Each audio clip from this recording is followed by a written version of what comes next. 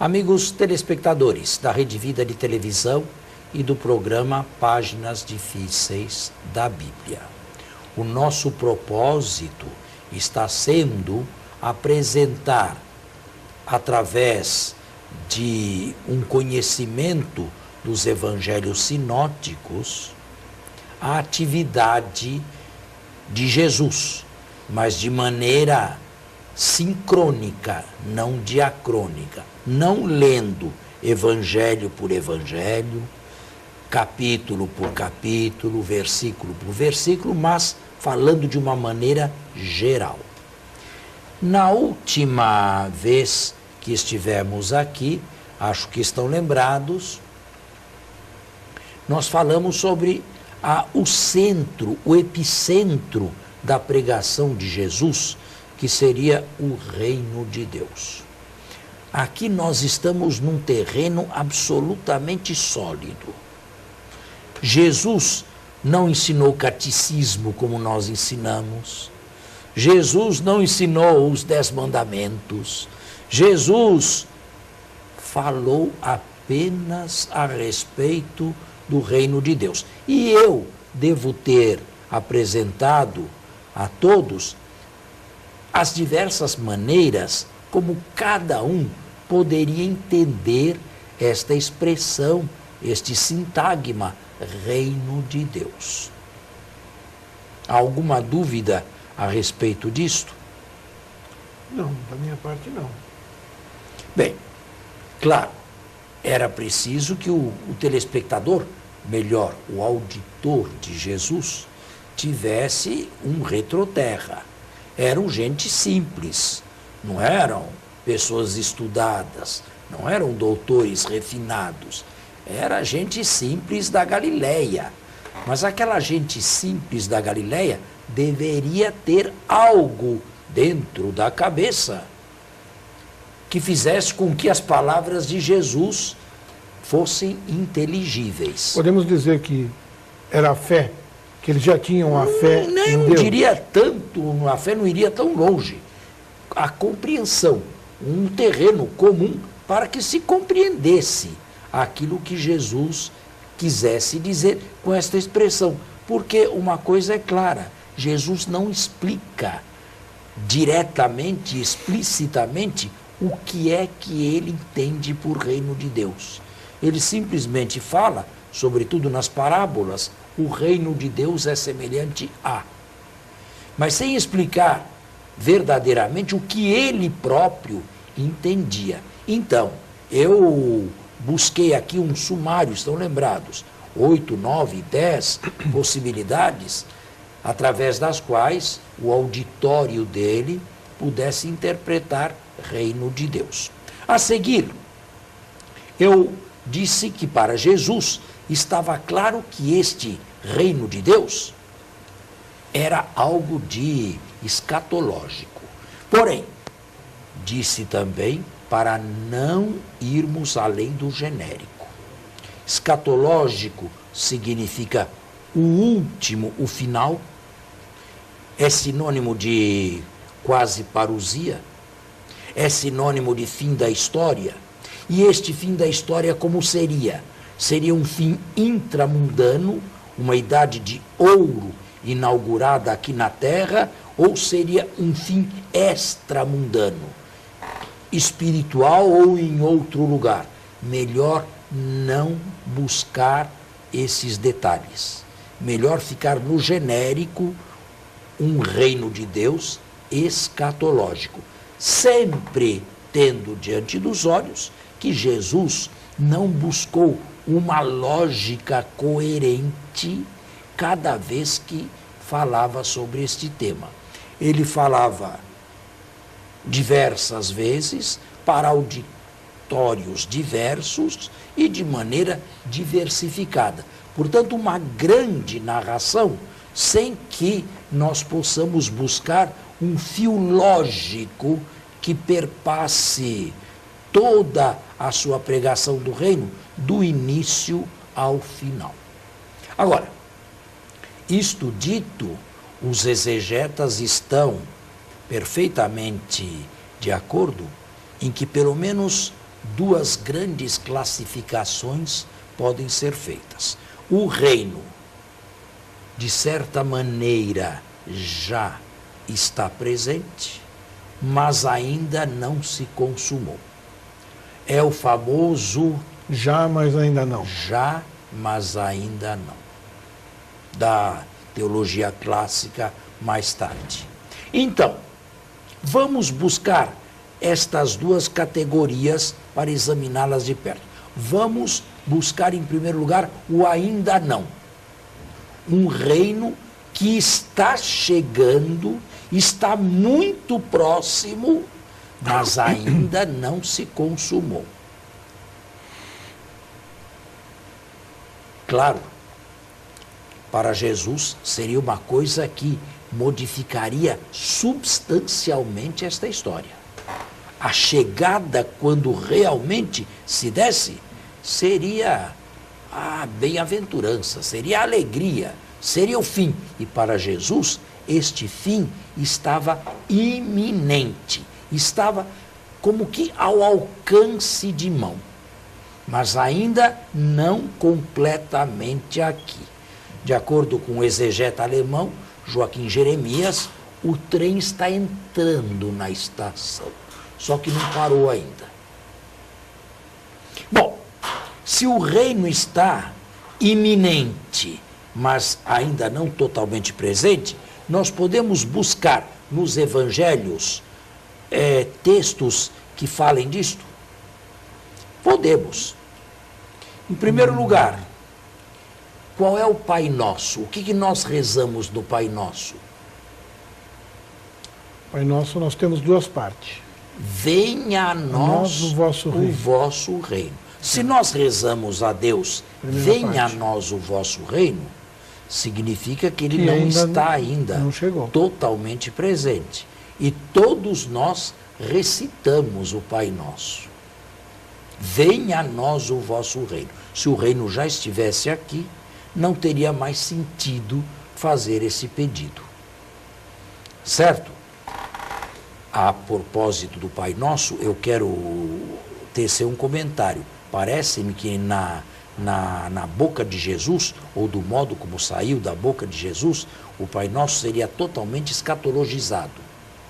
Ou seja, a vontade de Deus plenamente realizada por nós, o reino que se torne presente,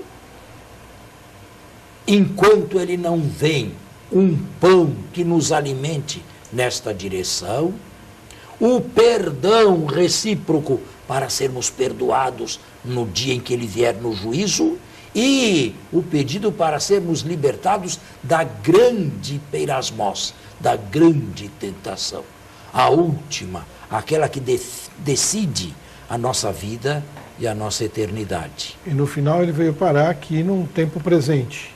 Eu tenho para mim que com o decorrer do tempo, e sobretudo com o retardamento da parousia, a oração do Pai Nosso foi pouco a pouco desescatologizada.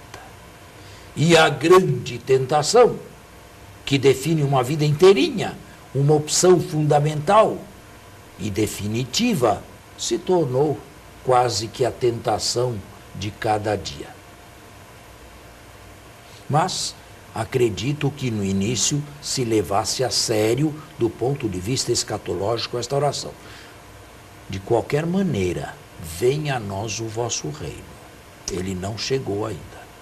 O senhor pode explicar para os telespectadores a parousia, para ficar bem claro o termo? Parousia é uma palavra não utilizada por Jesus.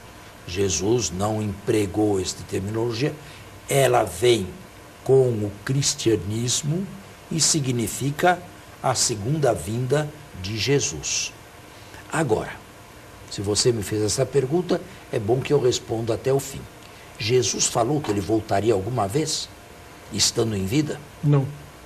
Então, de onde é que tiramos esta segunda vinda? De onde é?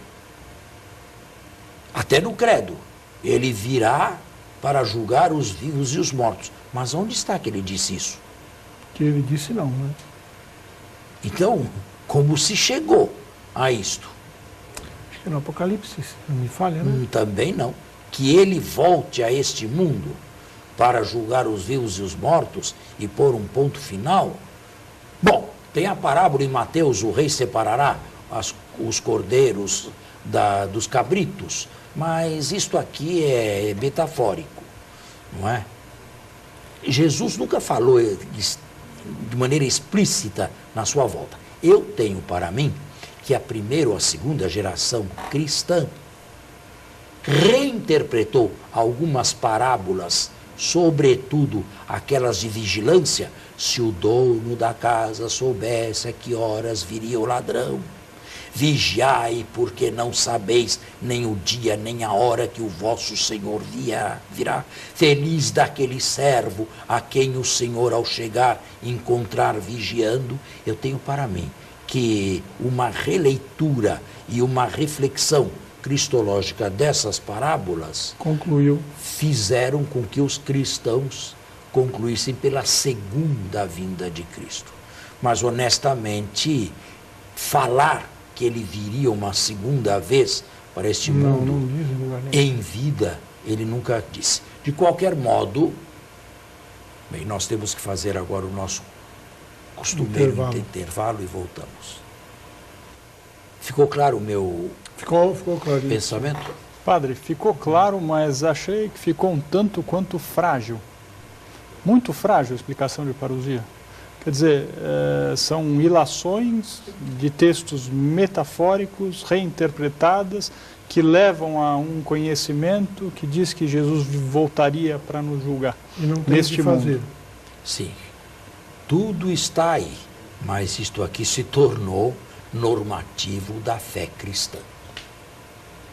A partir daí, está no credo, ele voltará para julgar os vivos e os mortos. Agora, padre, que diferença faz, sob o ponto de vista cristológico, distinguir o julgamento final de Jesus, sendo ele feito no momento da morte de cada um, ou sendo ele feito numa parousia para todos ao mesmo tempo?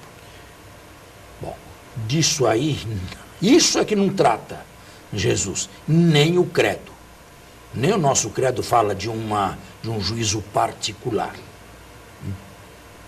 Isto aqui são ilações e são conclusões teológicas e válidas e certas. Nós saímos deste tempo com a nossa morte. Nós, de certa maneira, antecipamos individualmente o fim. E digo mais, o fim do mundo pessoal meu será o fim da minha morte, não o fim do mundo. O fim do mundo de cada um, né? É a sua morte. É a sua morte. Agora, a história, eu saio do mundo, mas o mundo ainda continua a existir.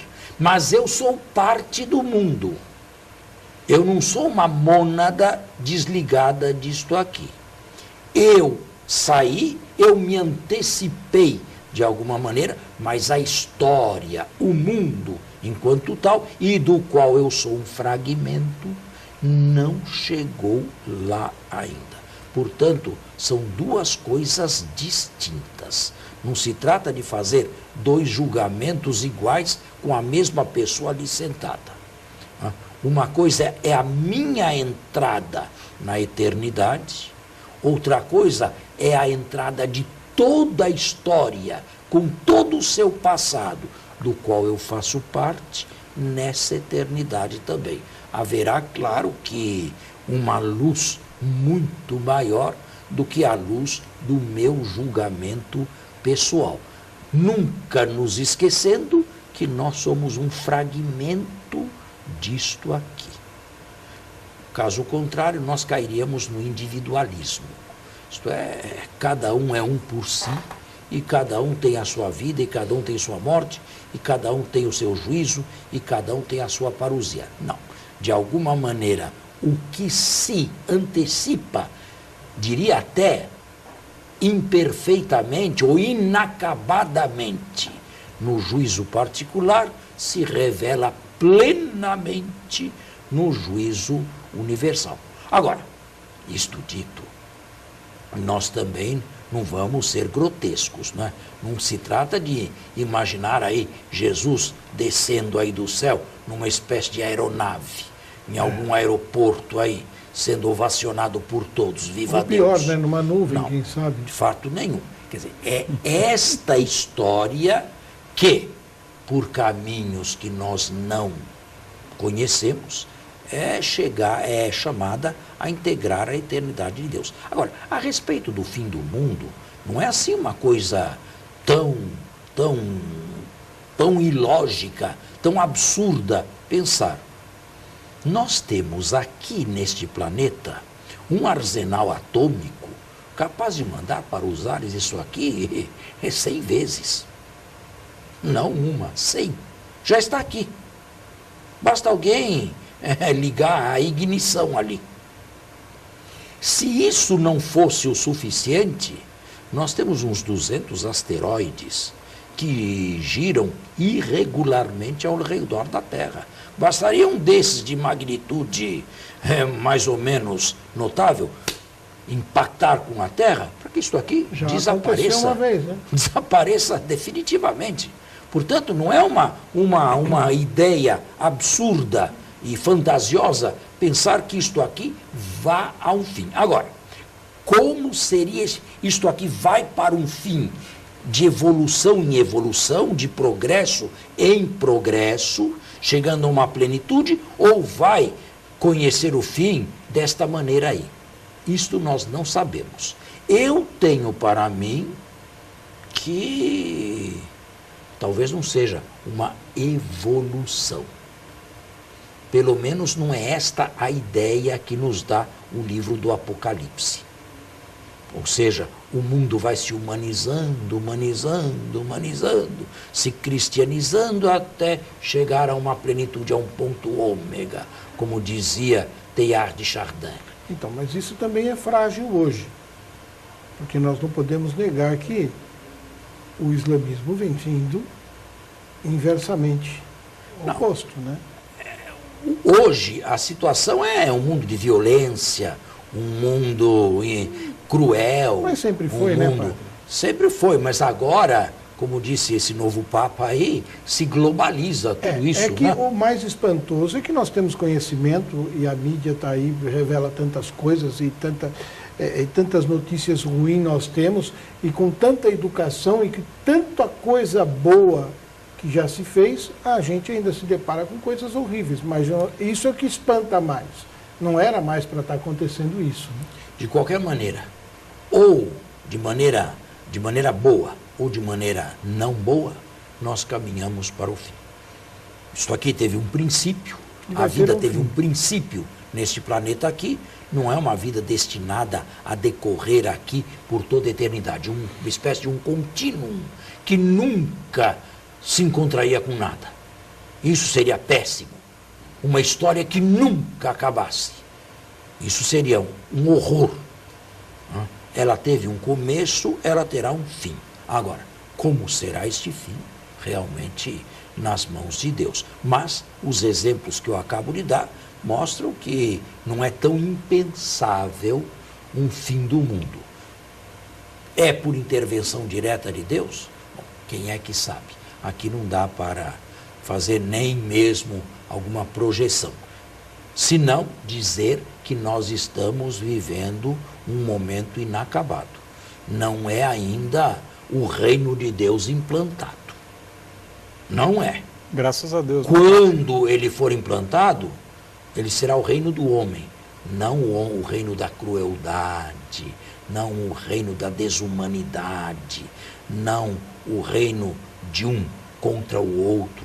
Isto aqui tudo terá desaparecido.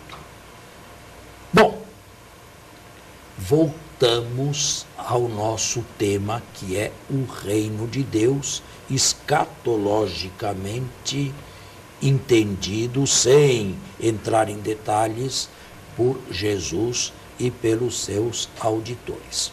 O Pai Nosso é a primeira prova da iminência que eu mostrei. A segunda prova que eu daria, sempre buscando textos bíblicos, são as bem-aventuranças. Bem-aventurados os pobres, porque deles é o reino de Deus. Lucas. Não bem-aventurados os pobres porque são pobres. Não bem-aventurados os pobres porque são indigentes, porque são necessitados. Mas porque Deus olha para eles com um carinho, com uma predileção toda especial. E juntamente com os pobres, os aflitos, os que choram, os que têm fome e sede, esses são contemplados por Deus com todo carinho. E Jesus lhes diz que neste reino, quando se implantar, o Deus que eles esperam é o Deus dos valores transtornados.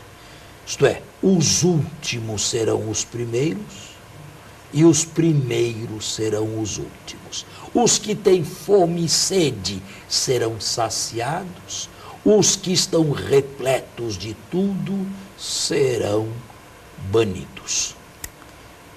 Padre, o senhor fazendo essa reflexão dá, pelo menos a minha impressão, de que se refere aos pobres, àqueles que são desprovidos de bens materiais.